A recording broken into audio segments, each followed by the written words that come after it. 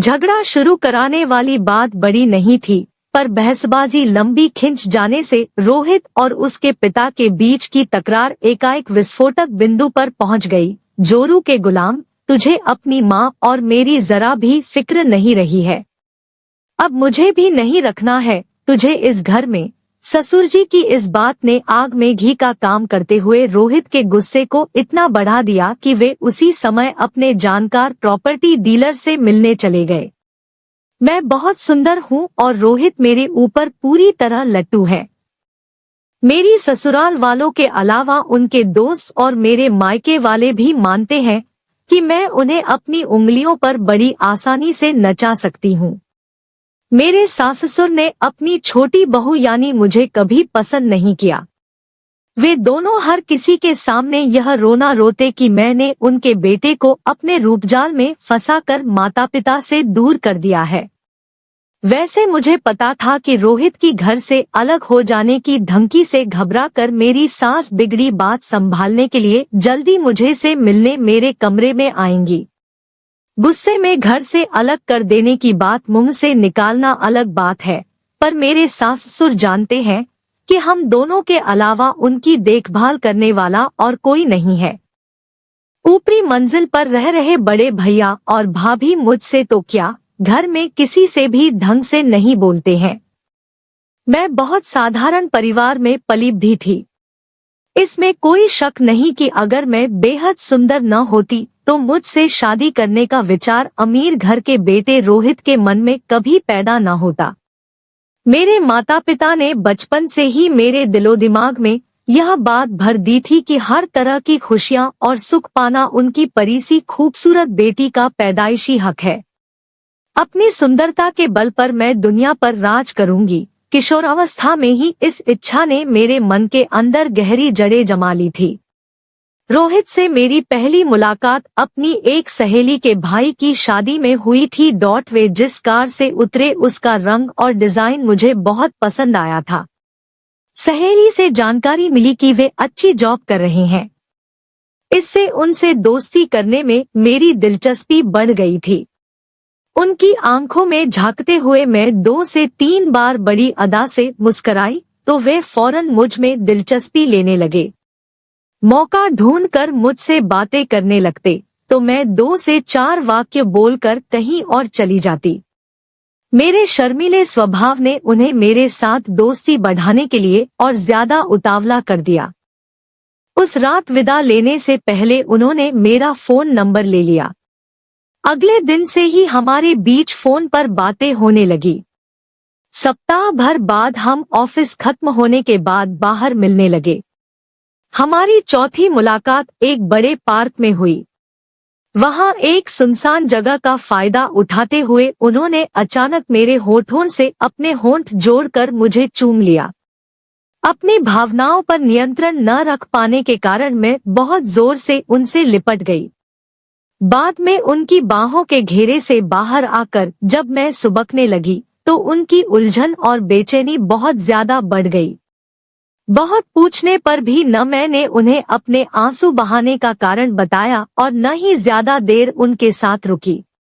पूरे 3 दिनों तक मैंने उनसे फोन पर बात नहीं की तो चौथे दिन शाम को वे मुझे मेरे ऑफिस के गेट के पास मेरा इंतजार करते नजर आए। उनके कुछ बोलने से पहले ही मैंने उदास लहजे में कहा, आई एम सॉरी पर हमें अब आपस में नहीं मिलना चाहिए। रोहित, पर क्यों? मुझे मेरी गलती तो बताओ। वे बहुत परेशान नजर आ रहे थे।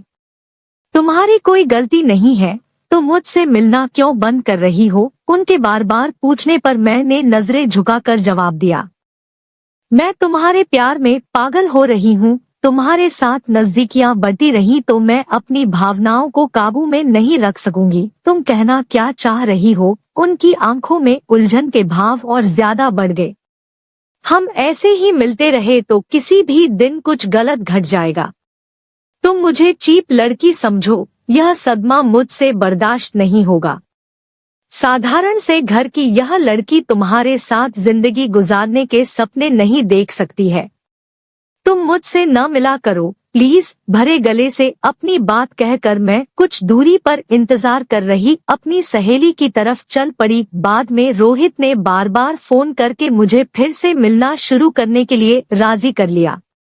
मेरी हंसी खुशी उनके लिए दिन ब दिन ज्यादा महत्वपूर्ण होती चली गई।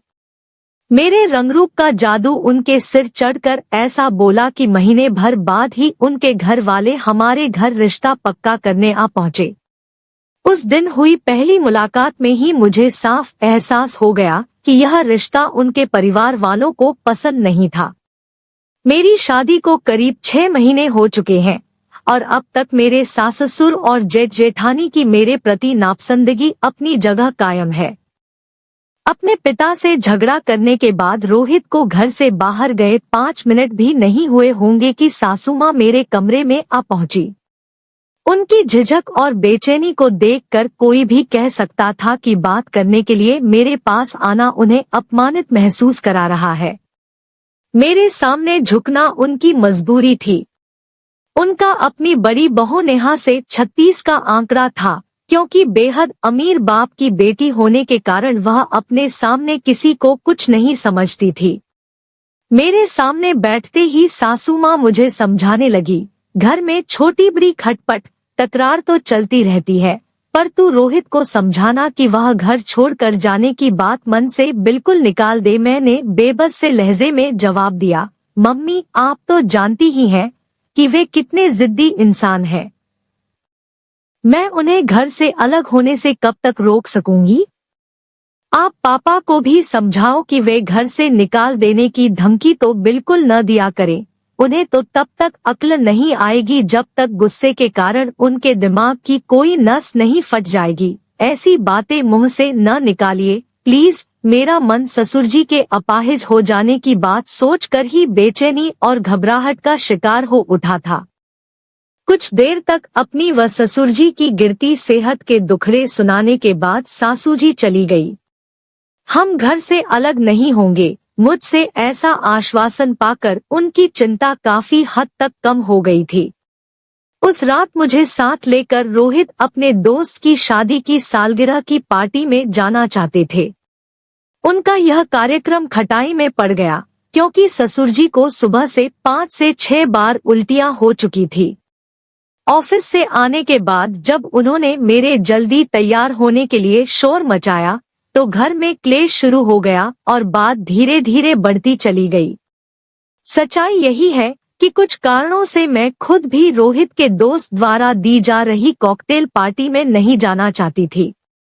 आज मैं जिंदगी के उसी मुकाम पर हूँ जहाँ होने के सपने मैं हमेशा देखती आई हूँ।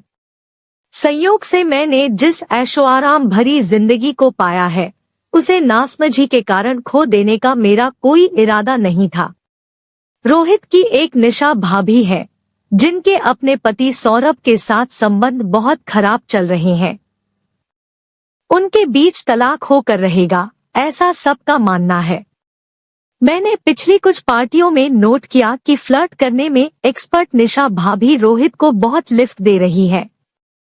यह सभी जानते हैं कि एक बार बहक गए कदमों को वापस राह पर लाना आसान नहीं होता है। रोहित को निशा से दूर रखने के महत्व को मैं अपने अनुभव से बखूबी समझती हूँ, क्योंकि अपने पहले प्रेमी समीर को मैं खुद अब तक पूरी तरह से नहीं भुला पाई हूँ। वह मेरी सहेली शिखा का बड़ा भाई था। मैं 12वीं कक्षा की परीक्षा की तैयारी करने उनके घर पढ़ने जाती थी। मेरी खूबसूरती ने उसे जल्दी मेरा दीवाना बना दिया। उसकी स्मार्टनेस भी मेरे दिल को भा गई। उनके घर में कभी कभी हमें एकांत में बिताने को 5 से 10 मिनट भी मिल जाते थे। इस छोटे से समय में ही उसके जिस्म से उठने वाली महक मुझे पागल कर देती थी।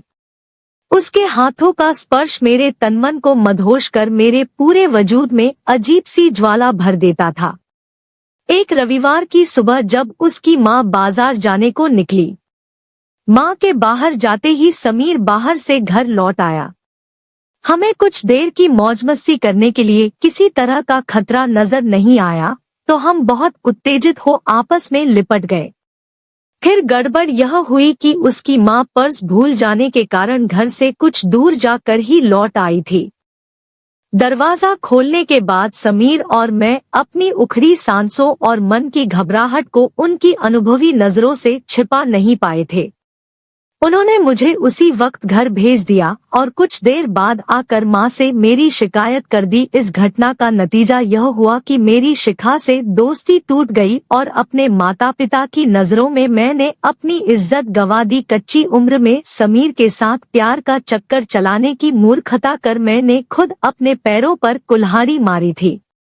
मेरे सजने संवरने पर भी पूरी तरह से पाबंदी लग गई। माँ की रात दिन की टोकाटाकी और पापा का मुझसे सीधे मुंह बात न करना मुझे बहुत दुखी करता था। उन कठिन दिनों से गुजरते हुए एक सबक मैं अच्छी तरह सीख गई कि अगर मेरी ऐशोआराम की जिंदगी जीने की इच्छा और सारे सपने पूरे नहीं हुए तो जीने का मजा बिल्कुल नहीं आएगा। घुट घुट कर जीने से बचने के लिए मुझे फौरन अपनी छवि सुधारना बहुत जरूरी था। केवल सुंदर होने से काम नहीं चलता है, सूरत के साथ सीरत भी अच्छी होनी चाहिए। माँ से रात दिन मिलने वाली चेतावनी को मैंने हमेशा के लिए गांठ बांधकर अपने को सुधार लेने का संकल्प उसी समय कर लिया। तभी से अपने जीवन में आने वाली हर कठिनाई, उलझन और मुसीबत से सबक लेकर मैं खुद को बदलती आई हूँ। रोहित के विवाहेतर संबंध न बन जाएं, इस डर के अलावा एक और डर मुझे परेशान करता था। उन्हें सप्ताह में 1 से 2 बार ड्रिंक करने का शौक है। आज भी उनके गुस्से को बहुत ज्यादा बढ़ाने का यही मुख्य कारण था कि दोस्तों के साथ शराब पीने का मौका उनके हाथ से निकल गया। मेरे लिए यह अंदाजा लगाना मुश्किल नहीं था कि अगर हम अलग मकान में रहने चले गए तो दोस्तों के साथ उनका पीना पिलाना बहुत ज्यादा बढ़ जाएगा। समीर वाले किस्से के बाद मेरी माँ मेरे साथ बहुत सख्त हो गई थी। उनकी उस सख्ती के चलते मेरे कदम फिर कभी नहीं भटके थे। यहाँ मेरे सासुर माँ वाली भूमिका निभा रहे थे। रोहित और मुझे नियंत्रण में रखकर वे दोनों एक तरह से हमारा भला ही कर रहे थे। अब मुझे यह बात समझ में आने लगी थी। पिछले दिनों तक मैं घर से अलग हो जाने की जरूर सोचती थी, पर अब इन सब बातों को ध्यान में रखते हुए मैंने ऐसा करने का इरादा बदल दिया है। रोहित 2 घंटे बाद जब लौटे तब भी उनकी आंखों में तेज गुस्सा साफ झलक रहा था। फिर भी मैंने रोहित को अपनी बात कहने का फैसला किया। उन्हें कुछ कहने का मौका दिए बिना मैंने आंखों में आंसू भरकर भावुक लहजे में पूछा, तुम मुझे सबकी नजरों में क्यों गिराना चाहते हो? मैंने ऐसा क्या किया है? उन्होंने गुस्से से भरकर पूछा। टेंशन के कारण पापा को ढंग से सांस लेने में दिक्कत हो रही है। आपसी लड़ाई झगड़े की वजह से उन्हें कभी कुछ हो गया तो मैं समाज में इज्जत से सिर उठाकर कभी नहीं जी सकूंगी। वे लोग बात ही ऐसी गलत करते हैं। पार्टी में न जाने देकर सारा मूड खराब कर दिया। पार्टी में जाने का गम मत मनाओ, मैं हूं न आपका मूड ठीक करने के लिए। मैंने उनके बालों को प्यार से सहलाना शुरू कर दिया। तुम तो हो ही लाखों में एक जानेमन, तो अपनी इस लाखों में एक जानेमन की छोटी सी बात मानेंगे? जरूर मानूंगा। मेरी सुंदरता मेरी बहुत बड़ी ताकत है और अब इसी के बल पर मैं सारे रिश्तों के बीच अच्छा संतुलन और घर में हंसी खुशी का माहौल बनाना चाहती हूँ। इस दिशा में काफी सोच विचार करने के बाद मैं इस नतीजे पर पहुंची हूँ कि सास-ससुर के साथ अपने रिश्ते सुधार कर उन्हें मजबूत बनाना मेरे हित के लिए बहुत महत्वपूर्ण है। अपने इसी लक्ष्य को ध्यान में रखते हुए मैंने रोहित के कान के पास मुंह ले जाकर प्यार भरे लहजे में पूछा, क्या मैं तुम्हें कभी किसी भी बात से नाराज होकर सोने देती हूँ? कभी नहीं और आज भी मत सोने देना। उनके होठों पर एक शरारती मुस्कान उभरी। आज आप भी मेरी इस अच्छी आदत को अपनाने का वादा मुझसे करो। लो, कर लिया वादा तो अब चलो मेरे साथ। कहाँ? अपने मम्मी पापा के पास। उनके पास किस लिए चलूं? आप उनके साथ कुछ देर ढंग से बातें कर लोगे तो ही वे दोनों चैन से सो पाएंगे। नहीं, यह मैं नहीं। मैंने झुककर पहले रोहित के होठों पर प्यार भरा चुंबन अंकित किया और फिर उनकी आंखों में प्यार से झांकते हुए मोहक स्वर में बोली, प्लीज मेरी खुशी की खातिर आपको यह काम करना ही पड़ेगा। आप मेरी बात मानेंगे ना? तुम्हारी बात कैसे टाल सकता हूँ ब्यूटीफुल। चलो। रोमांटिक अंदाज में मेरा हाथ चूमने के बाद जब वे फौरन अपने माता पिता के पास जाने को उठ खड़े हुए तो मैं मन ही मन विजिभाव से मुस्कुराते हुए उनके गले लग गई।